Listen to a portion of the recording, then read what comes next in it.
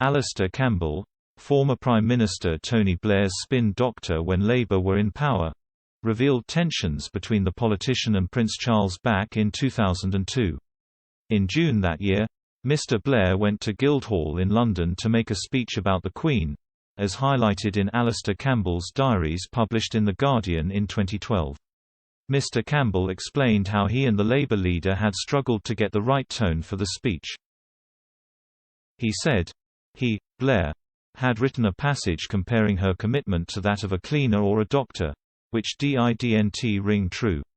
It was clear every time he talked about it, though, that Blair liked the Queen, rated and respected her. However, Charles made a speech at the same venue that rubbed the former Prime Minister up the wrong way. Mr. Campbell continued, but he felt that Charles' speech, the way he framed the argument about the un-PC second verse of the national anthem, was meant to be a dig at us. Charles' speech came during celebrations for the Queen's Golden Jubilee. The Prince of Wales said, "We feel proud of you. Proud and grateful for everything you have done for your country and the Commonwealth over 50 extraordinary years, supported unfailingly throughout by my father.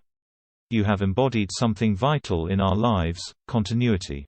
You have been a beacon of tradition and stability in the midst of profound, sometimes perilous change."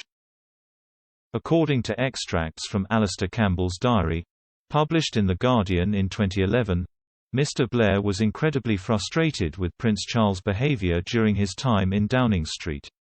Mr. Blair felt the royal ignored constitutional boundaries to try and influence government policy. The tension was apparent from their very first meeting. The Blairs joined the royal family at Balmoral for a weekend in 1997, as is traditional for new prime ministers and their partners. Channel 5 documentary Royal Traditions revealed the Prince of Wales and Labour leader shared a particularly icy exchange during their first encounter. Former Conservative MP Edwina Currie told the programme's producers, "You know, there is a wonderful story about Tony Blair. The first time he was really talking to Prince Charles as he was Prime Minister.